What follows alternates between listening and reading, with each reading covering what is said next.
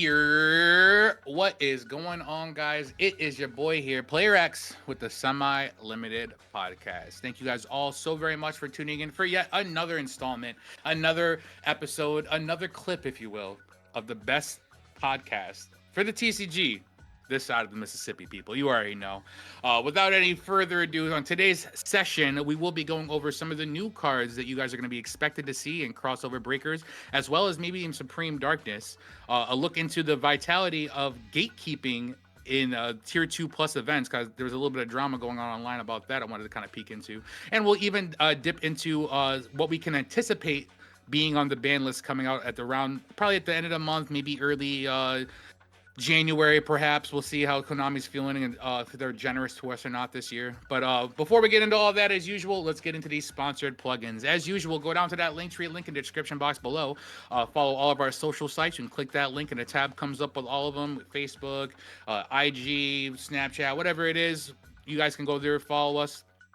We'll also be doing more giveaways when we hit the accolades for the social sites that we have. So it's 50 followers on TikTok. I think we're on like high 40s there. 100 on Twitter, 200 on IG or Discord, and then 500 subs on YouTube. So when we hit any of those accolades, we'll be doing more giveaways for listeners like you guys and people who want to support the podcast. Also, speaking of support, shout outs to Unplugged Gaming in Manlius, New York for supporting the podcast and sponsoring us. Be sure to join their Discord server in the description box below to be a part of all their TCG communities. If it's on cardboard, they definitely got that in store and ready to go for you guys. It's not only buying and trading and selling and stuff, but they also have the card games ready to go in competition ready formats for you guys. So whatever it is, One Piece, Magic, the Lorcana that's been, kind of taken over the craze for a little bit. Don't matter what it is. If it's cardboard, you can go right over to Unplugged Gaming and they make sure that they have it for you. And if you guys show up in store, be sure to tell them that the boys at Semi-Limited sent you, and they'll definitely be sure to hook you guys up. And also, be sure to catch Brad, aka Mr. Perfect, live streaming on Twitch every Saturday night at 11 p.m. Eastern Standard Time. His Twitch will also be in our Linktree link down below. You can click on it. I think it's right above ours. And usually every Saturday, he's doing stuff like deck theorying, crafting, play testing with you guys, maybe on Master Duel, EDO Pro, Dueling Book, whatever you guys want to see. Sometimes he's jumping on the fort, playing the video games with you guys. Whatever you guys want to see him do, he's always up for the challenge and always up to have some fun. So be sure to catch him every Saturday night on Twitch at 11 p.m. Eastern Standard Time. And also, before we get into the episode, we will be announcing the winner of our free giveaway for a box of Quarter Century Bonanza at the end of this episode as well. If you tuned into last episode last week, at the end of it, we told you how you could get entered into a free box giveaway for this Quarter Century Bonanza. And we are going to go ahead and pick the winner. Basically, we picked it up over the weekend. We actually had to do two. I'll go into that as we get into the end of the episode, but we definitely have that for you today. Before we start digging in today's episode, though, I would like to introduce our guest for today. This duelist is a returning podcast guest. He's been on, I think, twice before, and I love just the innovation he has and the variety of decks that this guy brings to the table. I love just basically having him around, enjoying his content, watching it on YouTube, as well as having him in the podcast recording room so we can actually conversate. He's just a great guy. So with that being said, please give it up. I want a big Semi-Limited welcome for your boy, Logan JYA. Cheers, Player X and fans of the Semi-Limited Podcast. It is a pleasure to be back on here on the airwaves with you once more. And I'm so excited to talk about the current state and the future state of the game that we got going on right here and now. I will also preface this by saying I'm becoming a bit more of a casual nowadays, so I apologize that I won't have the same competitive edge that I may once have had last time we spoke, but I'm more than happy to provide that old boomer perspective that may be able to lend a little bit of legacy thought to this new stuff we got coming around the corner. But my man, huge thank you to having me on, and again, reiterating the fact that you guys do a phenomenal show around these parts. So everybody, be sure to check them out and give them all the support that they need. But my brother, back over to you. Let's rock and roll. Yeah. I mean, do you have any, before we get into the episode, did you have any like plugins, any shout outs, maybe sponsors, anything like that? I know we're live on Twitch and YouTube for your end. You are streaming to both as of right now for recording, so special treat for those on your end. But is there anything else that you want to shout out or plug in? No, I appreciate that, brother. I think the big shout outs that I want to give just primarily to Logan JYA on YouTube and Twitch. You know, we slowed down a little bit in recent times, but we're gearing back up again. And you guys definitely want to be around in 2025. I'm going to be graduating from my master's. I'm going to have a heck of a lot more free time, which you got more time for gaming. So I hope you all choose to come around and stick around to see some of the craziest, wackiest, innovative plays with some decks that you might not have seen in a little bit of time. But hey, man, if you like machines, boy, do we got Orcus ready to rock and roll. Boy, do we got Drytron or Yeah, Dytron ready to rock and roll. So if you want to come Diatron. chill with the Drykage, my door is always open. Logan JYA on YouTube and Twitch. I'll catch you all there. That's right, guys. So, without any further ado, let's get all that out the way and dig into today's episode. We're going to be starting off with some of the new cards that we're expected to see in future sets coming. We have a lot of not only new cards coming out, but older cards getting support as well. We have crossover breakers, which will be receiving the imports for Ryziel, Malice, and the new Ryuji, if I'm pronouncing it right. And two out of these three archetypes are expected to be meta game changing decks, which would really be shaking up the format for us as far as what we're moving into as late. What is it? No, it's actually early December. I think it's December 7th, if I'm not mistaken. So we're going to be moving into that soon. And then we have Supreme Darkness coming in at January 15th, if I'm not mistaken, like middle of January. Think But so. are you familiar with either the Ryziel or Malice deck, how they operate? Or do you like have a favorite between the two or anything like that you prefer? That's a great question, and I will say this, you know, I preface this whole conversation by saying I'm a bit of a boomer right now. I'm a little bit outside the competitive sphere, so I haven't been looking too closely at what we got coming up on the horizon. But I Hmm. can share my initial thoughts about the two archetypes. And the way I really want to do this is with a story. When I first read these Malice cards, dude, I remember seeing the leaks for these things, and my mind was blown. I thought that, holy crap, this is the second coming of tier elements when I first read these cards, just given the sheer power level when you read them themselves. Like, now, mind you, I'm not the biggest fan of what are they based off of, like Alice in Wonderland or Alice in whatever. I Wonderland. Yep. yeah, could personally couldn't care less. But I will say this: when I was reading the cards, it really was giving me tier elements flashbacks. Why? Because of how easy it is for them to spam and swarm and the lack of restrictions on the cards themselves. I was just getting scared reading them. It took me back to the same seat that I was in, and I remember this vividly when I was at an Edison Regional, and I was sitting on the floor reading the leaks of the tier elements cards that were coming down the way, and I'm like, holy smokes, this is how democracy dies. No, with glorious applause. No, it was This horrifying is reading them. capitalism. Yeah. No, but I was reading the Malice cards and I was thinking, well, this is what truly what power creep looks like. And again, the nail in the coffin, I guess, is the fact that it's going to come out the gate as probably the strongest shifter deck that we've seen in a long time. This is coming Mhm. off the coattails of Cash Tira and even more recently the Ritual Beast support, both very strong shifter decks, but I don't think any deck does it like Malice does it. I mean, triggering everything off of the banish. My gosh, it Mhm. couldn't be more free. So I gotta say, man, I was blown away reading Malice for the first time. I think that their power level is insanely high, and it's gonna be a real contender. Now looking back to the Absolutely. now look just briefly to touch on the Ryzils as well, and I'm not as familiar with them as I am with the Malice, and I'm not familiar with both of them super in depth. Have not gotten in my reps yet. The XC's factor, I think it's awesome to see a swing back in the direction of some of these previous summoning mechanics. I think that some of the loops that they enable is kind of crazy, but I do love the fact that we're going to see a return of a lot of classic XC's monsters. I've seen people playing Ragda Zero.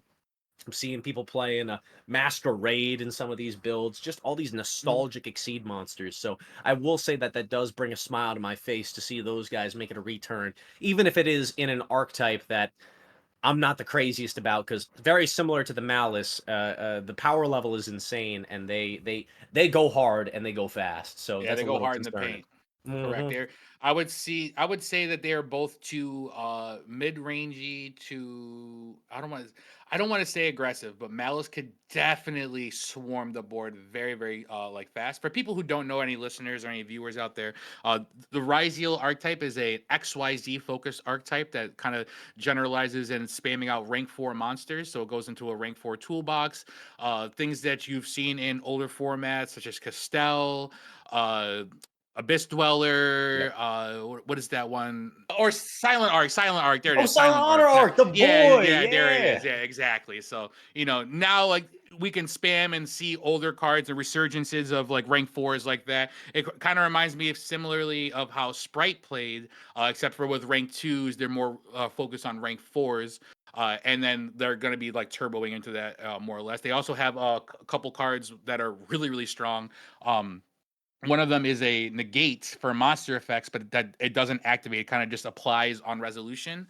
How similar to how Angel Ring kind of works for Magic cards, how it just kind of negates on resolution without activating. The Ryzios also have a card like that. And then Malice, for those who don't know, as he mentioned, is an archetype that's based off of the Alice in Wonderland like lore, theme type thing.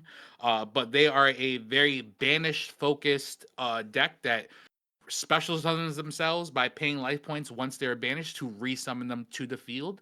And not only do all of the main deck monsters have that effect, but all of the extra deck monsters have that effect too. So it kind of operates much like how a standard Cyverse deck would operate, where it's kind of like more or less trying to link climb. They use cards like Dodscaper and Splash Magician or Splash Mage or whatever it is to kind of gain more bodies on board to be able to link climb into higher things. And they're more of a utility toolbox, being things like Access Code Talker and Zealantis and all those other kind of things that they can kind of go into. So those are like the two. The Ryu G archetype is actually going to be interesting. I kind of want to see where it goes. It's got a cracked field spell, which is like foolish one, add one, summon one. But they have to be like level 10s and like different attributes or something like that. But the monsters that they get, maybe the first wave aren't very strong. I think even two of them are like playable. The other one's like not even like a good card. But with future support and maybe more 10s coming down generically, they could stand a chance. They have a good foundation for a good archetype, but I just don't see the support that they get off rip being anything super crazy compared to how Ryzio and Malice ceiling was going to be, like you said. Do you have anything else that you want to add as far as like which one do you prefer a little bit more? Have you gone against any of them online or anything like that? Have you like seen their play styles? So I've seen a little bit of the Ryzils play, only passively watching YouTube videos, but I have Okay. played against Malice, and oh my gosh, that is an unpleasant experience, to say it simply. Like, I've True. never felt at more of a disadvantage, like, getting shifted by somebody than getting shifted by a Malice player, just because, Yeah. again, how much advantage that they're generating off of it as well. It's the opposite of a hindrance. It's an enabler for them. Yeah, for I real. mean, I honestly never wanted to Ash and Allure Darkness more in my life. You know what yeah, I'm saying? dude. Exactly. So it's like, oh my gosh, I'm wondering, like, Gold Sark. I mean, that card's staying at one forever once Oh again. yeah. Like, just I don't think we'll get it to two, like how the OCG did. nope, nope. But we might. Maybe if they want to push it, they could push it in that direction. It also does a little bit of good for the Dragon Rulers that just got unbanned. So it's possible, not to get into the ban list conversation, but I will say Mm, this, playing against Malice, I think you said it yourself before, they swarm the field, and they're also kind of, at least maybe it's my ignorant perspective, maybe I got to go watch GGYGO's video on it, on where to hand trap these mofos. I don't know when the best time to interrupt them is yet. But again, the advantage they generate off of the banish and the spam ability of the Malice is horrifying. I think I was playing the first time I played against it, I was playing Dragon Rulers and getting absolutely obliterated. And then I tried to crack out a real deck, and then I still got obliterated and was frustrated. I was trying to play Drytron, and then I got shifted, and it just did not end well. So yeah, man, I'm not looking forward to playing against it, but I am considering giving it a try because, again, if I was going to get into any high ceiling power level deck coming out of these new two, I feel like that Malice is going to be the one that has the longer shelf life. Just thinking about it and how our play styles differ from the OCGs, mm. I find that the TCG leans more heavily into that high ceiling combo centricness Correct. We really do. yeah, yeah, and Malice is the one that does it just a little bit better than the Ryzen, which is a tad bit more slower. I think you said it yourself, mid-range. It does it well, it does it damn well, and it generates a heck of a lot of card advantage while doing it. Something Correct. vis-a-vis like what do you call it, Math Mech to an extent. Yep. But yeah, dude, I'm looking forward to it with the heavy caveat of if I'm with them and I'm playing it, yeah, I'm excited. If I'm playing against it and I'm trying to play something fun or cool, that's not going to be Mm. too fun. But hey, it's all good. What about you, man? What are you thinking? Honestly, I probably might lean more towards Ryziel. At first, I Mm, feel like it's more like a deck that I kind of like am attracted towards. Like I do kind of like XYZ heavy decks. I was always a Cyber Dragon fan. I did kind of drift towards Sprite and picked up Sprite for the majority of that like T Elements format back then. But I just I don't see them, at least maybe off the first rip, first wave, whatever. I just don't see them being by far and high and away better than Snake Eye Ash as Amina. Like, you know what I'm saying? mm. Like, I still think that that deck is just super strong. Not only do they put up negates and Desiree, and if they're playing the Fiendsmith stuff, and then the Sylvia, if you're playing the Azamina stuff, Yep. but you also have like 8 layers of disruption. If you're playing Fire King stuff, you have what is it? Sanctuary that quick XYZs Yep. into the one that pops the field. Then you got Oh, yeah. Garunix that specials Kyrian that is a pop, but also specials a negate with the Avatar. You know what I'm Yeah. saying? So there's just a lot going on this. And then you got Promethean Princess in Graveyard. Flamberge can still activate to bring out an IP, which goes into SP. Like there's just so many So much layers in that deck BS. that I just can't see Rizio or Malice, especially going second. Maybe Malice going second. Maybe Malice going second, but I don't see Rizio going second against the full Snake Eyes board and then doing the things they need to do. I just don't see that happening. Hey, maybe I'm just, as you said, ignorant. I haven't seen enough of Ryzeal players, good Ryzeal players, doing their thing with the deck, but I just don't see the power ceiling of either one of those decks coming anywhere near, or at least overshadowing Snake Eyes. Like I think that's still going to be, and that's not including the new Snake Eyes support that they have coming on down the way. Oh You know what I'm gosh, saying? there's They more only of get it. better. Oh. Yeah, yeah. There's a whole other wave of like fusions I think they get. Oh my gosh, yeah, I'm just taking a look at it now, and that's so disappointing to hear. It's kind of how I felt when they first released the branded cards, and then they kept releasing them. I was like, And okay, they bro, kept when is this releasing gonna? them, it kept releasing them, it kept releasing them. When is this gonna stop? I'm sick of it. And then, of course, they were followed by the Bestials, and you know how I feel about those guys. You know, being the Yeah. Draikage, those guys make me want to put a bullet between my eyes. It's miserable. They changed the entire landscape of any light or dark deck. If you're graveyard reliant, you're automatically cooked. These are the best DD crows you're ever gonna see in Mm, the universe, man.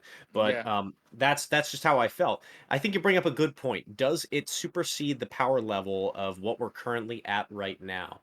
I'm actually going to take a bit of a divergent pathway and say that yes, the layers of interruption that come with the Snake Eye Fire King list is absolutely insane. It's a lot. It's a lot to deal with going second. I think the side deck helps a lot. I think there's a lot of powerful board breakers that can help you deal with those interruptions. But then, like you also accurately pointed out, there's layers to these babies, man. They got a Yep. lot of stuff that they're hiding on. So, the one caveat I'll say is though that there are also a lot of other sneaky decks right now that I feel like are also seeing at least moderate play. Like the one that immediately comes to mind for me and that I've been getting my reps in with is like the Exodia Millennium deck. Like there are cheeky, Yes. weird, Yes. basic decks that can still come out of the woodworks and absolutely cook the things like Snake Eye Fire King and even like the Azamina variants. I mean, Azamina is oh my god, dude! Like I thought you thought Alistair was bad, putting up a negate and a fusion. No, this is a heck Absolutely. of a lot worse. This is so much worse. The fact that it also bridges you into the Snake Eyes. Oh, disgusting, Yeah. disgusting. It definitely has super strength, man. It blends so well with fire decks nowadays. It's crazy. And it's just like to think that one or two rides if I'm comparing it, let's just say an Allure of Darkness giving you your 2 cards in a starter because you're going to banish Malice card and bring it back. I Mhm. still don't think is stronger than Activate Deceptions or Activate Witch Set Deceptions. You know what I'm saying? Like I still think that that's inherently stronger. But hey, that could just be me. But just to, I think I'll also answer one of the guys who are on your stream. We'll shout him out. Light will shine. He says, "Do you think that Malice will be secrets and ultras? But they are coming out of a side set, so they Yep. are going to be all ultras, and with a chance at some QCR or not QCRs, collectors rares. So they're probably going to be all ultras, maybe some supers. But for the most part, I'm pretty sure, if I'm not mistaken. Actually, let me just double check on that real quick, just because I want to be accurate and not lie to you guys. There are 5 Ryzeal Ultras, 4 Malice Ultras, and 1 Ryu G Ultras. And Mhm. you are supposed to be getting 3 Ultras per box. And if you buy a case, it's 36 Ultras per case. So just to give you guys a heads up, Ryziel X, Ryziel Thode, Ryziel Ice, Ryziel Dreadnator, and Ryziel Doer Drive are all ultras. And then we have Malice Dormouse, Malice White Rabbit, Malice Cheshire Cat, and Malice Heart of the Cryptor or Scyther, whatever the fuck. That is, those are the ultras for the Malice. And then Ryu Gen has Ritual Pendulum. So, and I think that's their like spell card for their archetype. So those are all the ultras that are going to be in the set for those archetypes, which falling heavy on the Ryziel aspect, it kind of brings me, I think, to our next topic, which I wanted to brush up on a little bit. Mhm. Kind of, if we were to make the comparison, because I was talking to a buddy of mine and we were making the comparison from this side set to a or to a core set like Power of the Elements. If we were to compare these archetypes in their power struggle to the struggle of power between Sprite and Tier Elements back in Power of the Elements, which of the two archetypes do you see being kind of like the longevity holder as far as like the better deck to pilot? Because we saw in the OCG, Sprite took over. Sprite was like 55 to 60% of all of their topping lists. And Tier Elements didn't really have like, I don't want to say that much representation, but there wasn't a lot of people playing it at that time. Yeah, not at the gate. So when Sprite came out in Power of the Elements, oh my god, everyone flocked to it, and not a lot of people were on Tier. But then they kind of understood that Tier was like a crazy super powerful deck. The Kit Kolos is fucking busted, like.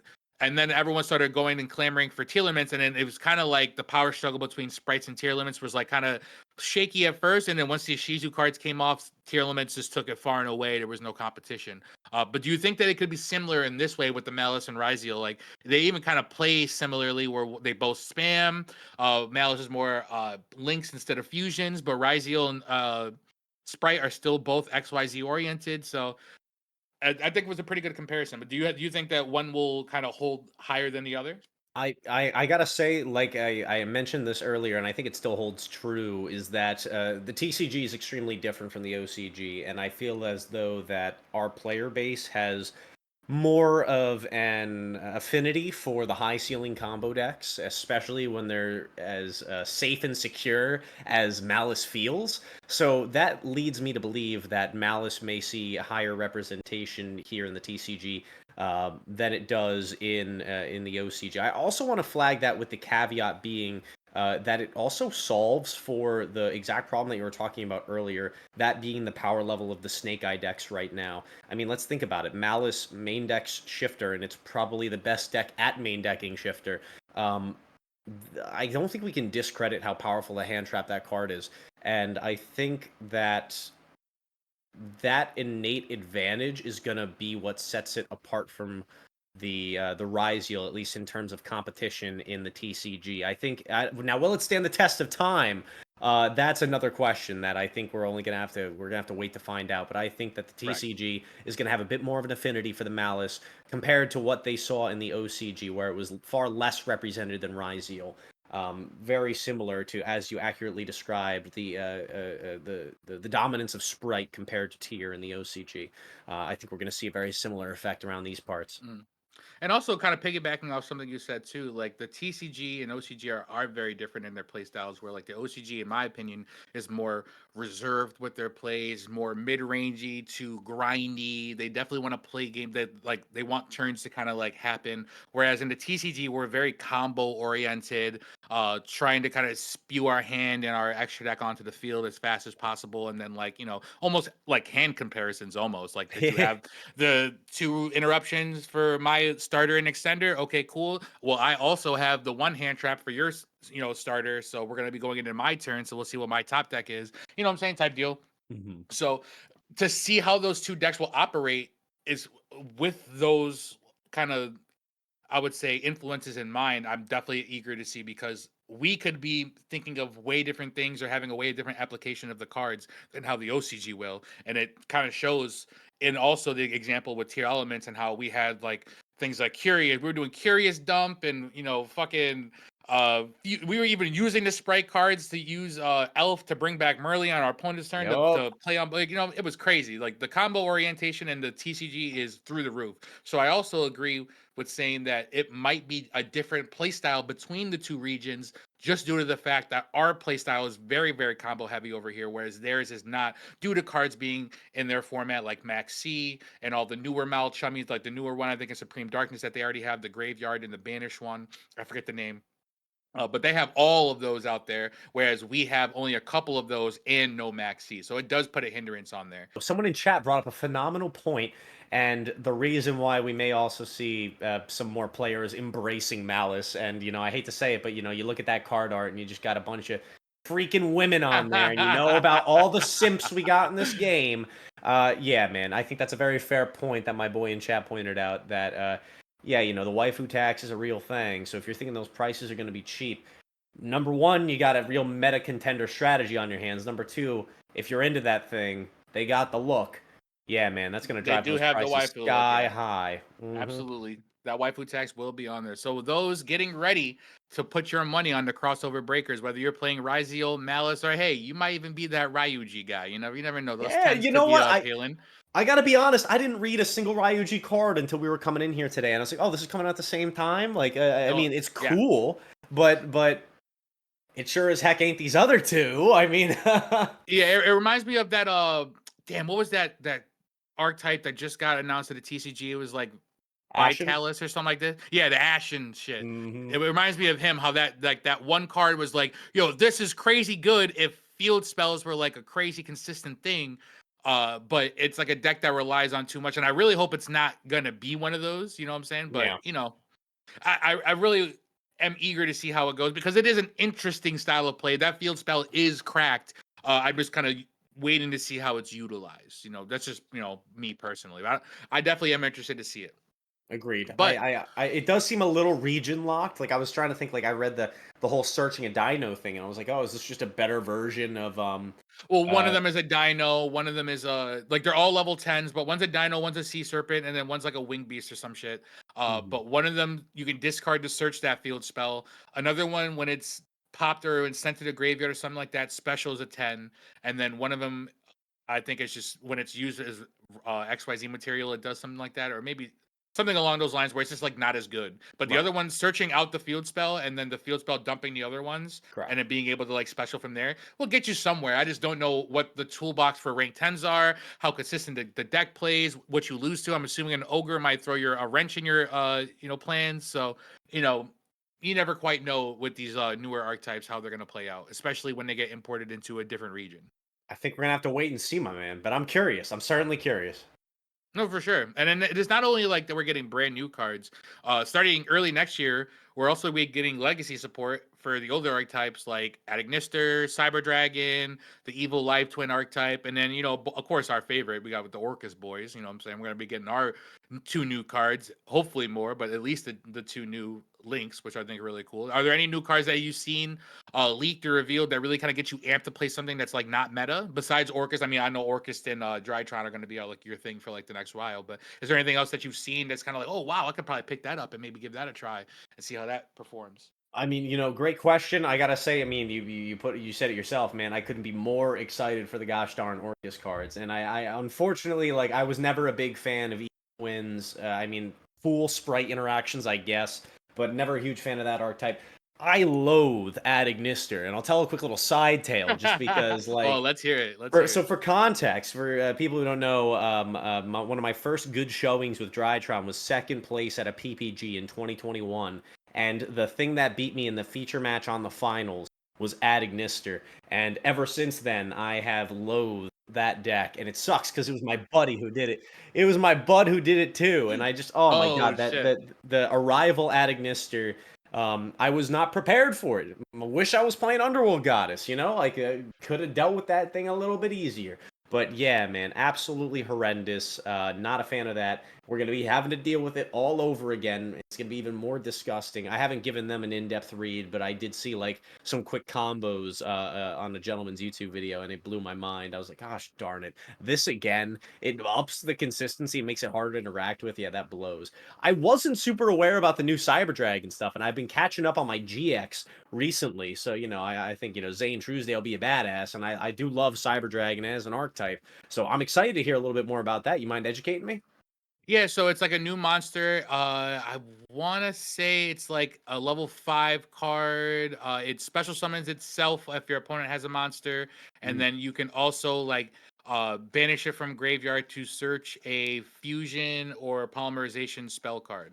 So it's just a way to kind of extend into getting 2 bodies to get to the graveyard for Seeger, and then you banish it, search for something like Overload Fusion. Overload Fusion will activate, banishing the rest of them to bring like the Rampage Dragon up. That pops 2 back row. You can dump multiple cards to dump or swing multiple times, and then it's going to be doubled attack because of Overload Fusion. So, you can do things like that, and then like OTK. Now you got a 4,200 monster swinging 3 times, and you only sacrifice 2 monsters to do it. You know what I'm saying? So it definitely does allow for a little bit more of like what the deck does. I was really hoping for a tuner card, if I'm being honest, just to get us something to get into something other than links and XYZs. Maybe we can do like a level 3 tuner so we can go into like maybe Synchro 8s or something like that. So I don't think that would be too broken. But it's not a bad card. And I'm hoping that there's maybe 1 or 2 other ones thrown in there as well. And the Evil Twin ones, if I'm not mistaken, is just another main deck monster that kind of special summons or searches on summons. So that way, maybe it's special from the deck instead of from the hand or something. But it's another main deck monster that can help special summon like spam. But the Orcus one that we got announced, I think, is what we really both loved. It was a Link 1 Insane. and a Link 4. And I've been playtesting with that future format for the last couple of weeks now, and it's gotten me amped up to play Orcus. Do you want to explain what the 1 and the 4 do? Dude, I mean, I'm happy to. The Link 1, and I'm going to also preface this by saying that Link 1s are dangerous, right? Like, they don't have a great They are. track record. Even freaking Link Karibo, which is like a do-nothing Link 1, is on the ban list right now because just how powerful it is to be able to dump a card to grave that fast. So that's the real danger that comes with Link 1s. And the Orcust one is no exception. If anything, this might be I'm going to make a big statement here. Screw that Prank Kids guy. I think this might be the best inarchetypal Link 1 that we've seen printed in all time because it does so much. So we're searching Babel off of this new Link 1. That in and of itself is insane because that means we get to reserve our Galatea search for the crescendo. Holy God. If you don't think that's a big deal, I assure you it is. Decks have, for the longest time, have had to think about ways how we can play around that droplets, how we can play around that Dark Ruler. If you're an Orcus player, you had to make a decision, right? Like, am I going to go for Babel and maybe be a little bit more subjective to that Forbidden Droplets, or am I going to set up my Crescendo and be safe from that thing, but just have a little bit less interruption? Dude, you don't got to decide anymore. The decision's been made for you. You get both. ¿Por qué no los dos? Sí, way. Man, it is exciting. It is exciting to see the Link one. bro. So I mean, dude, normal summon Harpor into this joint, use a gear suit to make a dude. Like it's insane. It's insane. So the Link one's broken, hands, and it extends. It extends to. I almost forgot. It Yep, it brings does itself extend. back. What the heck is up At with what that? cost? Yeah, But, bro, but it's at like what cost does free. it bring itself back there, What pitch and Logan? one? No, it banishes an Orcus card from the graveyard. Oh, I'm sorry. I'm thinking of the search effect. Yes. Oh The yeah, yeah. summon itself back is to banish one. Who cares? Who cares? That is like so free. Absolutely ridiculous. Now, mind you, Malice with that shifter. Let's try and dodge that matchup the best we can. But even if you do get shifted, you still got the game plan of normal summon Girsu and set up a crescendo, so you don't got to stress it too hard. Insane though, absolutely broken. You could also pair it with the Azamina cards, go for that line first to insulate your plays. And Orcus plays around the Decker extra Charmy okay. You know what I mean? Yeah. You don't have to play You'll into probably it give him too about hard. 2. You'll probably give Yeah. either one. You'll probably give about 2. What I really like about that Link 1 is it help extends. Like you don't have to play those cards that dump into the graveyard anymore. The Link 1 turns every single Orcus normal summon into a body in the graveyard as well as pitching from the hand, because like Yep. we've all had that problem as Orcus ones where we only play the one nightmare or like the one symbol and we draw it. So now we get to not only normal summon it potentially and turn it into a Link 1 to get Babel, but let's just say we have a normal we normal harp Link 1 go into the new Link 1, which I think is Galatea E or Galatea Yeah. I, whatever it is. And then now we can activate its effect, discard the Harpist cost. So even if it gets asked or something like that, you can now brick from your hand or unbrick from your hand to keep playing. And I like the inclusion of that new World Legacy Crown card, which is another body that gets searched out by that link one, which special summons itself for free to a link arrow, i.e., the one that is there from the link one. Yep. And it tributes itself for cost to negate an extra deck monster activating its effect. So I think that's also really cool that it provides utility and an extra layer on top of what it's already uniquely able to do. And the fact that it's able to banish any Orcus card is very good because you can do something like activate Orcus Return, Yep. or maybe let's say you did Vampire Zombie or something like that and you milled your Crescendo, you can on another turn banish your Crescendo or anything like that, and then the new Link 4 that we're about to talk about will also help grab these banished cards because it doesn't Mhm. specify monsters, it just says Orcus cards. So And that's with that's that, such a nice divergence from the other yes, Orcus cards, is the yes, inclusivity of the new guys. Like, oh my gosh, I love the fact that we're gonna be able to be putting back crescendos, dude. That is sick. yes, looping Crescendos is crazy. So with that being said, you want to go ahead and talk about the Link 4 now? Oh my god. Well, need I say more than the fact that this man is a snatch steal, and that is crazy, dude. And you already pointed out one of the other best facts about this guy is that he's returning any card in, and that's one thing that makes Orcus such a threat is the fact that the engine never truly goes offline unless you're playing against Cash and they're banishing all your joints face down. Nah, dude, you're always going to be able to access that card pool once again. So being able to snatch it, like it gave us a real powerful end board piece of interruption that I absolutely love. You can also even use it, call me out if I'm capping here, but can't you also take on turn 0 the token that you give them off Correct. of Yep. Gearsu? Look at that, dude. Absolutely insane. Just so So free. you can Gearsu, give them a token, and yourself a token, turn your token into the Link One Galatea, and Mhm. then not only have you done that, but you now insulated yourself against cards like Imperm or Fool Waltz or like Malchummy, which they would have had to have shotgun beforehand, Right. because now they control a card. And at the end of your combo, the very last thing you the Link 4 has an effect where you can target any banished Orcus card, return it to the hand, and then voluntarily or optionally shuffle a card from your hand, doesn't even have to be the same card you added back, into the deck to non-targeting, take control of any opponent's monster. You can just Insane. swoop, it's mine. So you take back that token and then link that in your Dengirsu into your IP, so you can have your Orcus combo in the graveyard, your Snatch Steal on board, and then any of those can go all the way right into an SP on your opponent's turn as well. It's really cracked. I really am enjoying it. You don't even have to play cards like Armageddon Knight and like Dark Refer anymore because Mhm. there you don't need to put another Yeah, card in the why bother? graveyard when your normal summon is the card going to the graveyard. So I think it's even better and more consistent. And I think it fills a significant gap that Orcus was lacking, which is an inarchetypal end board piece. If you look at modern Orcus builds, and I can attest to this, I've been playing the deck competitively for a while now, and I've just recently started to get back into it in the current format, preparing myself for the new support, but playing with the handicap of only the old cards, I guess you could say. Uh, our end board, though, like it's all really locked and loaded into the graveyard. If you're ending on a Galatea, the Galatea itself ain't doing too much to stop your opponent outside of being that link monster you need to resolve the crescendo. And Long Mhm. Gearsu always struggled with the issue of having to point to the dude. That's the other thing that blew my mind about the new guy. Doesn't got to point to it. That Doesn't would have have been to a point. shame. That would have been a shame if they had that restriction on it. But But it, now, understandable though, because it's yeah, like strong. when I first read it, I was afraid that I was going to get the same treatment that I did when I saw the leaks for Mewtwo, and it didn't have the restriction for Mewtwo on it. I'm like, oh, this card's broken, and I got a little afraid when I read the new Orcus card. I'm like, oh man, don't tell me that's got a point to it, because I read it the first time, and I'm like, wow, this is cracked, especially if it don't got a point to it. It doesn't have to. That's insane. So we got a real inarchetypal end board piece, and final thing I'll say about it is the fact that it's an Orcus name as well. Makes all the difference, right? So like having an Orcus name to end on, guaranteeing the crescendo is going to be live, because nowadays when you play Orcus, that's sometimes the determination that am I going to have the crescendo be live, or am I going to have that IP masquerade really have the crazy interactive when I'm summoning stuff back from forced into sticking a Galatea on. So yeah, man, it fills in so.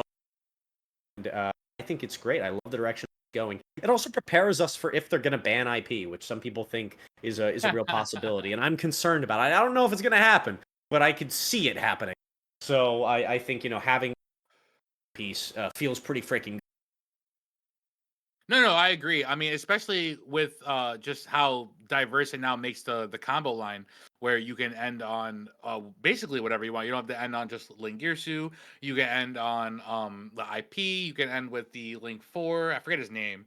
But you have like more utility with it. You're not just stuck in the cards like going into Bombard Dragon or Bomber Dragon, whatever the fuck it Right, is. right. Yeah, You nobody don't have to played play that the guy. Zeroboros anymore, any of Yeah. those other odd cards I'm gonna because you miss now have better Zoroboros though. cards. That guy's crazy. No, I mean you still Maybe probably could too. You probably could squeeze it in there if I'm being realistic, but you I know. also want to mention though, you brought up a great point earlier about not having to play things like Barrier Blocker anymore, and also not having to play the Link Fighter for the Gear token. That feels pretty good.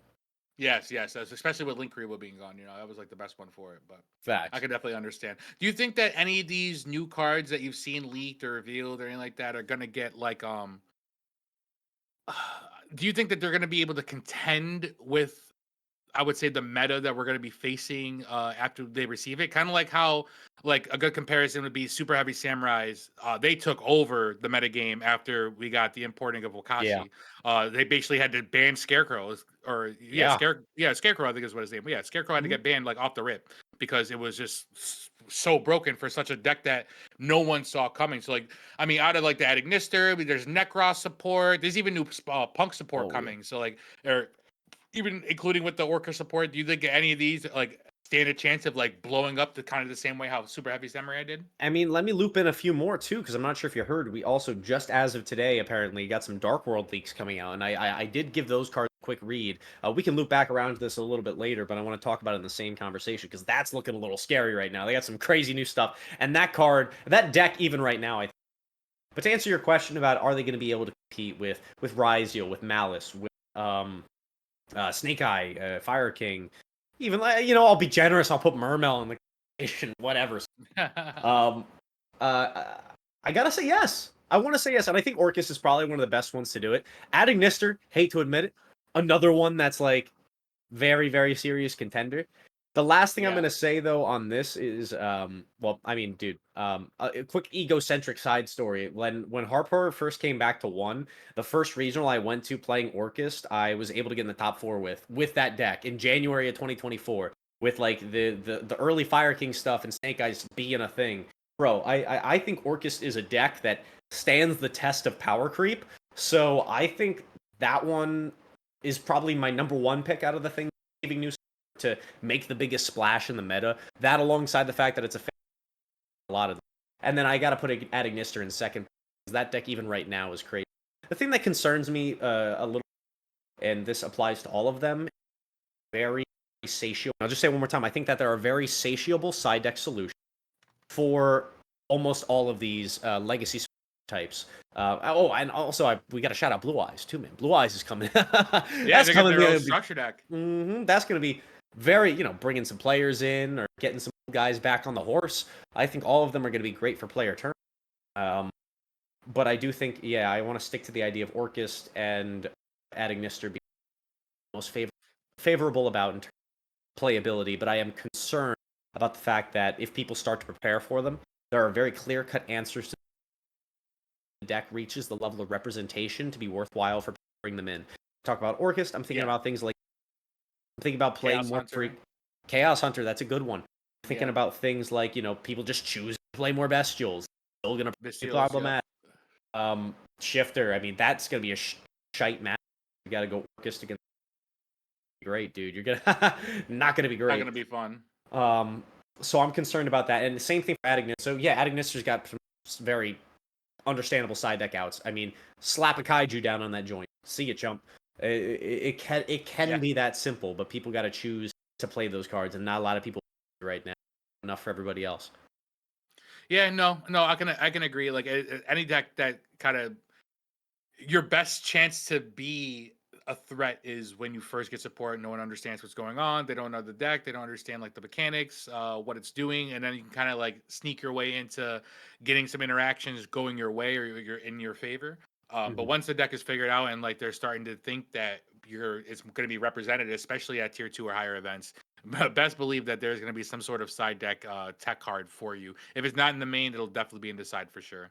Is there Mhm. any like non-meta decks that you think, besides Orcas, obviously, that you kind of taken a fancy to? Do you think you might start growing on you between now and like the next time you start going to a competitive regional run? Such a good question. I again, my heart belongs to Orcus right now. My heart will always be with Drytron. I've loved playing the Exodia Millennium. Like that deck right now is such a fun anti-meta choice that is just filthy, and it's very beatable if you know what to do again. But I absolutely love it. Now, do I think it's going to fare super well against Ryzel? Less so than it currently is. I feel like it hits the current meta a little bit harder than it's going to hit them. But I mean, dude, that deck is so much fun and it's so easy to play that yeah, dude, a freaking caveman could. And it's got the fact that you're summoning BDE, Big Dick Exodia, is coming down, slapping your face for 8K or even 10K, dude. That is a vibe. I absolutely. And the fact that it's Grandpa's card, Yeah, I the like fact that kind that of. it's a very very nostalgic touch deck, and the fact that I think he just won our OTS championship out in Rochester, New York, if I'm not mistaken. Mhm. So shout outs to the player who did that. He went undefeated all day. Shout But outs. yeah, it's just a deck that if you're just not ready for, like, it'll just take you by surprise. If you're not ready for a board wipe, if you're not ready for one of your spell cards to get negated at the right time, you know what I'm saying? They also have that one card that allows him to like what do piercing damage or some shit like that and can attack twice or something. Yeah, It's like it's yeah. crazy. It's like they've got some things, you know. So So there yeah, are some and things that I think that you would I would say fall in love with. Like there are some things that out absolutely. there that I think you would have fun with. And I'm not going to sugarcoat it. The deck is kind of a degen anti-meta. And one of its best friends is Secret Village, right? It does Secret Yeah, Village Secret better than Village a lot of sucks. Yeah. things. I recognize the degenerate being a little bit on the stunny side, but man, I love it. I love getting to reveal those 5 pieces of Exodia. It's a smile to do it. So if I had to choose an anti-meta deck, or excuse me, a rogue deck that I've been enjoying recently, that would be. Hey, there you go. All right. Well, so all you rogue players out there, if you feel like picking up something that you think might get you to that maybe regional top that you might want, or even maybe the OTS championship, Exodia might be one of those ones you might want to pick up now before it skyrockets and we get out of printing from it. What is it? Infinite Forbidden. So. But then one of the last topics I have for us to talk about tonight, I don't want to take too much of his time, is the dilemma of gatekeeping in the YGO competitive scene. So, for those who don't know, earlier this week, I saw a post on Zodiac of someone complaining about a tweet that was made by Tombox of MST.TV. And the tweet said this.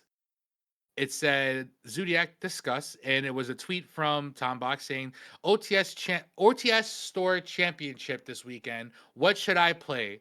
My goal is to gatekeep players from trying to earn their invite. Parentheses. I made it very clear that I'm just there to deny them with side deck catered to specific players and decks expected to show up. Someone had responded to this saying, "Why would you want to gatekeep people from trying to earn their invite?" Tom's response was, because it's fun.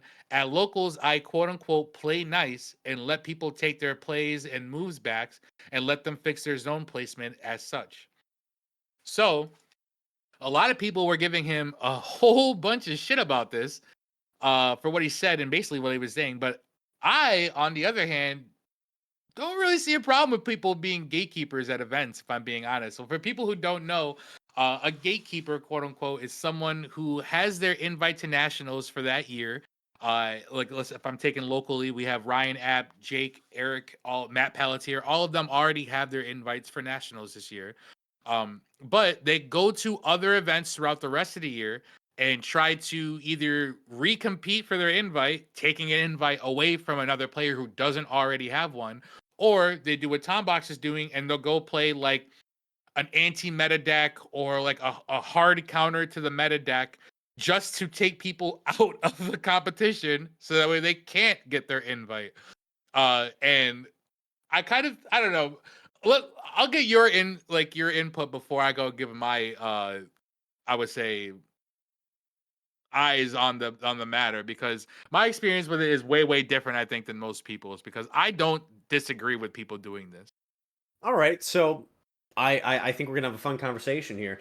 I I think it's like admitting that you're a dick. Like I don't know why you would proactively admit to doing this. How does this help you or benefit you in any way? Do you really think the majority of the player base was going to It's the side with you when you put this troll. information out there? But it's So just the yeah, troll, I get it. man. Like we all troll in our own ways and forms, like for fun, I feel like. And when you're with your friends, you're dicking around. Like I would say this to my friends. Like if I was sitting at a table with my four closest Yu-Gi-Oh friends, they're like we all chill at locals and shit. And I was like, yeah, dude, you know what my plan is for this week? I'm not gonna play something crazy. I'm not even gonna try to win. I'm just gonna try and make as many people who need this lose. That's just Yo, that's what why would you admit that though? Why would you admit that? It makes you look like a dick. It makes you look just like the all villain. right. I just think it's a dumb but thing to do. but I don't don't you know. think you'd feel better beating the villain? Like if you can't beat the villain, do you deserve your invite? Ah, If you that's can't, ooh. you so the way I look at it is it adds like an extra layer of like plot armor. You know what I'm saying? As like the day Mm, progresses, you know what I'm saying? Because I think yeah. gatekeepers do exactly that. They make sure that all the players at the tournament are on their P. Because if not, you're gonna follow a player who's either A, more experienced than you, or B, has a hard counter and you're not ready for. If you go to a regional and you're not ready for shifters, if you're not ready for Bestials, and you're playing a deck like Orcust or something that's graveyard reliant, if I'm playing Tempai and I shifter you and you pass and you're just not ready for whatever's I'm about to do, and I just Tempai fuck you up, dog, I'm sorry, but you're not ready, I would say, to go to something like Nats, where you're going to see stronger decks because we're going to be in a further future format. Like, if you can't handle me trolling you at a regional, what makes you think you're going to do good at a YCS? What makes you think that you're going to get your invite and do well at Nats? That's just the way I look at it. I'm very, Mm, very like, I'm going to say black and white, but I'm more like rightist when I see, like, have these kind of opinions just because like I completely agree. If I earned my invite at the last OTS championship, I would go because I mean I love the competitive scene. Nothing beats going to like tier 2+ events, like having 100+ people in the room trying to prove that you're the best, that your deck is well tuned, that your combos, that your tech cards are great. You know what I'm saying? Like nothing beats that. So you also have to do that against the people who are playing Mystic Mind Burn, against the people who are playing Runic Stun, against the people who are playing, what was it? The other troll deck, Fiendsmith Hand Trap Turbo. Like that shit was Fiendsmith cards sure, with it's just like special. 38 fucking hand traps in it. Like, you know what I'm saying? Like, you have to be ready for these things. So I do agree that, yeah, you're kind of announcing that you're a dick, but hey, you earned your invite. You can be a dick. You know what I'm saying? I went through and beat all the gatekeepers at the last one. You have to do it too. Like, I almost think, not to say it's like hazing, but you Ah, can't say that you're gonna go to an event and do the best, and like your deck is catered to beat anything, and then you're gonna lose to someone who's trolling. Like, the way I look at it is, I would rather go to that regional, face Tom Box, who's doing the trolling, and beat his ass. So that, I mean, in cards, obviously not in person, but yeah. like, and whoop him on the card table, so that way he knew that I earned my end. Like, nah, nigga, I'm about to get my shit. You know what I'm saying? I'm about to get this by any means necessary. I don't care if you're trolling, if you're serious. I don't care if I sat across from Jesse Cotton or fucking Pack or any of them. Like, I'm about to play and beat you because I want this, So that's just the way I look at it. But you're right. It does make him look like a dickhead. So there is one thing that I have to dispute with what you said and how I interpreted his message. So to your point, and I can absolutely agree. I love the idea of thickening the plot and giving a nice barrier to entry. I have nothing wrong. Like I think that players themselves can earn their own reputation as a local gatekeeper. I guess you could say. You always got those people ending up in the top four. I'm sure you and I have both have had our periods about our respective locals being that individual, Yes, right? Like we 100%. cook I'm every looking at time. you, Eric, Yeah, Mr. right. So Christensen. but what I wanted to say is that you made it sound as though that he was doing them a service and making them prepared for things that they can anticipate seeing at higher level events. That's where I disagree with how I interpreted his message, how it read to me, is that he's playing things that you wouldn't see in a competitive environment for real. He's intentionally side decking so remember how we were just talking about how solutions exist for things like Adagnister, for things like Orcus. Yeah. People just choose not to play them. I think he's choosing to play those types of solutions because he knows people at his locals are going to do it, just so when he gets matched up against them, he has an advantage that no real But that's competitive the player. funniest No, no, no, no. part. Okay, okay. Let me finish. Let me finish. Let me finish. So You're yeah, right. sure. Okay, okay, It's okay, okay. it's funny. Yeah, it can be funny, but that is definitely what makes it seem like a dick move to me. And I will also like, yeah, it's funny. It's definitely funny, and it can be a dick move, but it's a dick it ain't that deep at the end of the day, no matter what, it's Yu-Gi-Oh, Correct. right? But it's not how a real competitive player thinks. It's not making the other player better. It's really just fucking them. That's all it is. All you are doing Yes. is fucking them. Yeah. And this takes me back to a quick story at locals where we got this fella who exclusively side decked Light of Imprisoning Mirror for guess who. Like, listen, people will do stupid things to deal with certain decks that they know that somebody doesn't like. If they play against them, they don't like it. Like, I was talking to this gentleman on the phone. You know, he's a little slow in the mind, but he's a good fella who's got a great heart. And he gave me a ring about how he's got, you know, there's this gentleman at our locals. He's got it out for this man. You know, it's like this guy really wants to beat him. He's like, he just told me, Logan, you know what I'm gonna do now? I'm gonna play cherries. I'm gonna put his whole freaking extra deck in here. He's playing like Centurion or some stuff.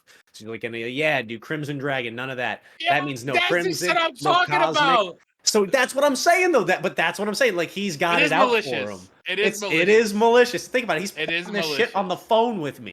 This shit on the And he phone. does So specifically say, I am there just to deny them with my side deck catered to specific players and decks expected to show up. So yeah. he is saying that he's gunning for certain players. If I pair up against you and I know you're on Tempai, best believe if I win that die roll, you going first. You know what I'm saying? Yeah. I ain't choosing to go first. But like, is that bad for the game? Is that bad for the community? Is that bad for No. competitive scene? I don't think No. that is. If anything, I think it adds onto it. Are you a dickhead? Yes. By whatever standard someone probably wants to put you at, you're a dickhead. But I respect trolls. I'm a troll myself. I've gatekeeped at events all of last year. I gatekeeped any event I went to. Of course, I'm aiming to gun for a top spot, even though I already have it. But that's not because I'm trying to be a dick. It's because I want to be competitive, and I don't care if I played against anyone from my locals who has a side deck catered to me. I'm gonna beat you. Like, Yeah. that's my goal, and that's my game plan. That's my mentality. That's my actions. Is I'm gonna beat you. And I mean, obviously, if I lose, I can just blame it on the fact that I played the hard counter. But Yeah. you know, for the most part, it doesn't matter. Like, I'm still gonna shake your hand at the end of the day, because if you're gonna say you're the best and your deck is the all-out best and you're piloting because you're obviously piloting the best, or you're the best pilot of whatever rogue deck you're at, you have to be able to do that under all situations. That's why I'm very big on diverse formats. I know a lot of the bigger pro players like to find very small, either triangle or just 2 or 1 deck formats, but I like decks where there's multiple decks, where I go to a regional and I can play 8 rounds and play 8 different decks instead of going to a regional, play 8 rounds and play the same deck 7 rounds, maybe 1 round of rogue at the first round of the day, and then everything else is meta. It's like, you know, that just doesn't feel good to me. Yeah, it's same satisfaction, same level, whatever, but like, it just doesn't feel the same. Like, if I were to go and beat 8 different decks, I'm like, yo, I just shit on Tempai, I just shit on Voiceless Voice, I just shit on Azamina, I just shit on Sprite. I just clawed my way to the top. Couldn't no one take me down? I think feels a lot better than, yeah, you know, I played some people who didn't know their deck, and you know, I got lucky 3 of my rounds, and then 2 of my rounds people didn't show up, and I actually wound up playing like 3 actual rounds where I happened to just outdraw my opponent. Like, that doesn't, I don't know. Maybe we both look at the competition differently, but I am one of those people of, like, if you're talking about Nats, the highest caliber we have, bro, you better be ready for fucking anything. You better be ready for the trolls. You better be ready for people who already know that they're going to Worlds and they're gonna go there and troll because they don't give a fuck. You know what I'm saying? Like, it don't matter if it's a regional, if it's an OTS championship, or if it's a YCS. I'm going there to win, and my mentality is, I don't care what deck you put in front of me, you're going down. You know what I'm saying? So I don't mind being a gatekeeper. So you don't ever think you would be a gatekeeper anywhere? If you get, because like, obviously, even if you went to your regional, you went with Orcus, which you what isn't like a meta deck, but you thought was strong at the time, and you got an invite. Was that your first invite to Nash, or was that just something that you went to go try at and you wound up just doing well at? Oh, dude, with August, I mean, Yeah, when you went I to was Orcus, you I got was your trying. invite. I was gunning for the top 8, and I got the Yeah, top did you 4. have your So invite already? yeah, but no, this is first of the season for me. This was the first of the season. So Okay, whatever so you were happened, gunning for I had that. to keep it Okay, no yeah. matter what. Okay, did you go to any other events since? Maybe like one. I mean, again, I got to be honest. Haven't been playing too seriously, but I think one. That's fair. Okay, I'm trying to Yes, when I'm see. I'm actually almost there. trying, then yeah, of course, I want to freaking try to get that 1000%. That's more over my thing. If you're gatekeeping on specific people at your locals, sorry that particular guy at that particular locals, you just got fucked. Yeah. But to say that I don't do that for my locals or for my players or the people I know of, like for instance, but I'll briefly take this anecdote. My boy Devon, shout outs to Devon. I play with him all the time. I played casually with him. I've been playing with him for like fucking what, like 6-7 years now, whatever.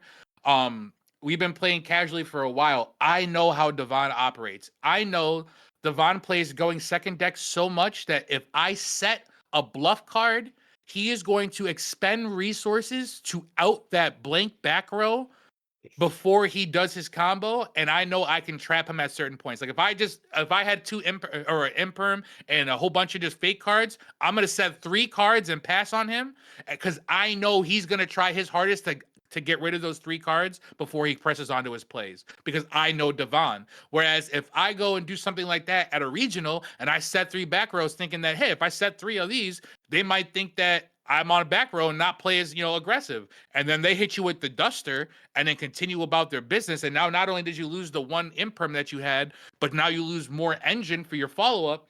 You know what I'm saying? That all because you thought that you were catering to someone's gameplay. So I try to do the best to not do that unless I'm playing Devon because or even sometimes when I'm playing Devon, I try not to do it because like that's just bad habits. Like I don't want to Right. get into being a bad duelist just because I'm catering to someone's specific weakness.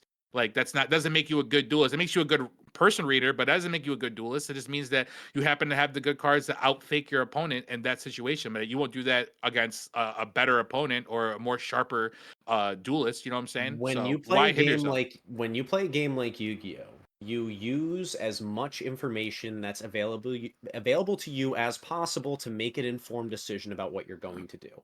So that comes in every stage of the game, whether you're walking around the room at locals and you see what somebody's playing, so you think about how you're going to set up your turn 1 board against them if you do get matched up against them.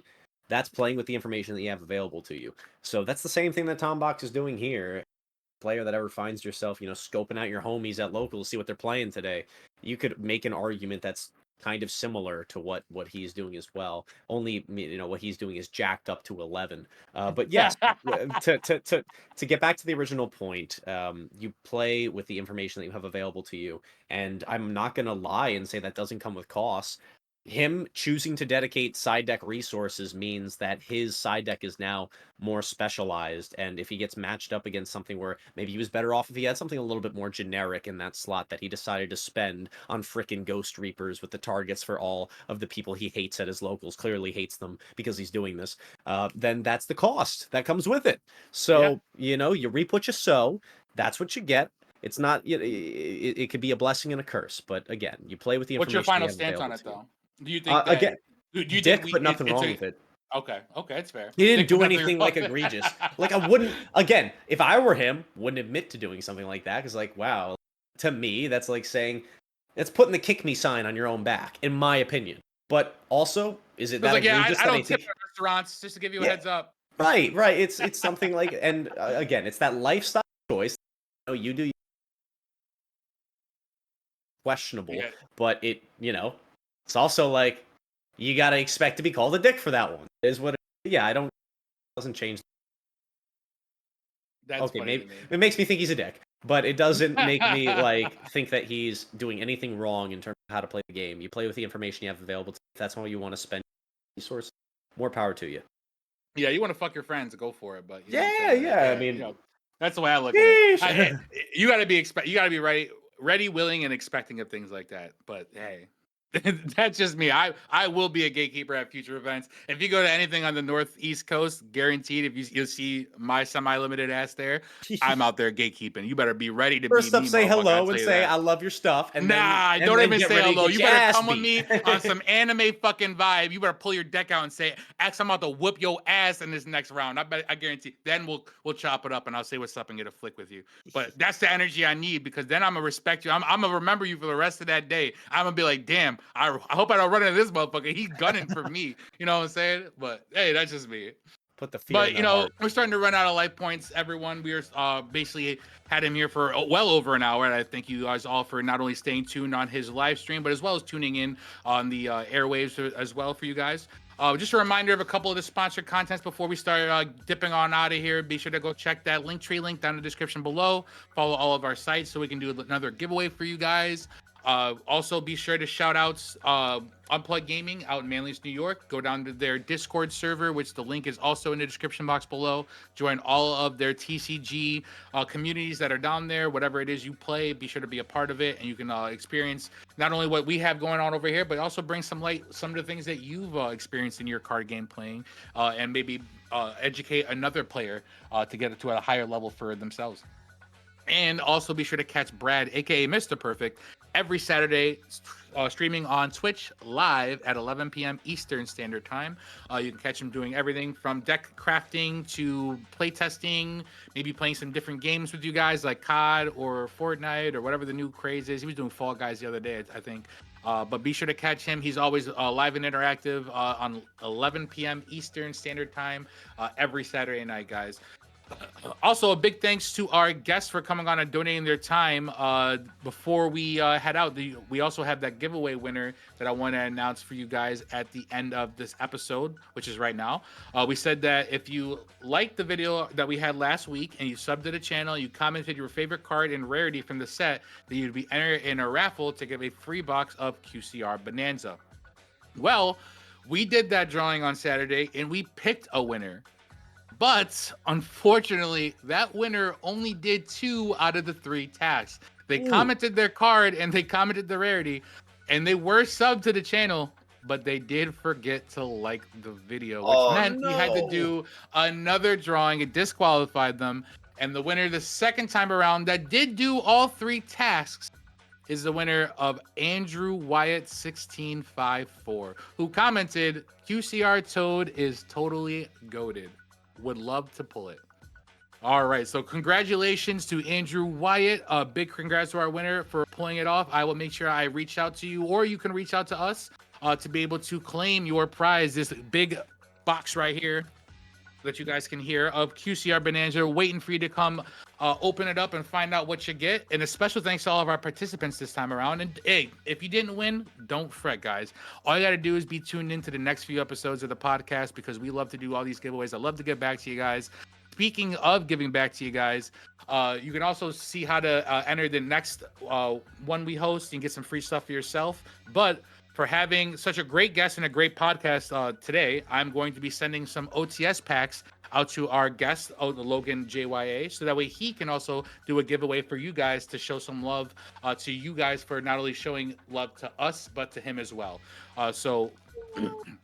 Oh, absolutely. So, I guess you shouldn't have, bro. Well, trust me, I love to show love to everyone. You know what I'm saying, and make sure that because you guys are live right now. I appreciate all the guys who I can see them briefly in the comment section showing love and questions, stuff like that. So shout out to all you guys. Appreciate you. If you guys are in stream and listening to this later on, I love you. And because of that, I'm going to be sending some OTS packs out to Logan. He can run his own giveaways or raffle, however he feels it on his platform. So be sure that you guys are not only following us, but following him as well to get those OTS packs. I have them here if you can hear those as well. Got some 25s and some 18s that I picked up the other day. So we'll figure out which one he would rather give to you guys and set that up for you guys.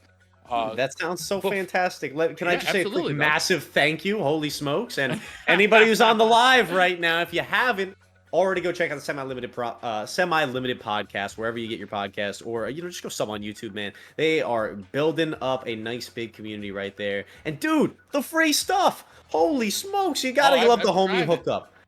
Absolutely. We used to do the same thing back in the day, man. Oh my god, stuff. So this is a great opportunity to do yet another giveaway. So thank you, Player X. I appreciate that. Absolutely. Is there any other last minute shout outs, plugins, any final thoughts on the show tonight? Anything like that before we close out tonight, bud? Last thing to do is just another shout out to the Semi-Limited Podcast. And if you want me, my name is Logan JYA, Orchestrator, a little bit of a washed player nowadays, but we still be putting up Yu-Gi-Oh! Content. Come chill with us.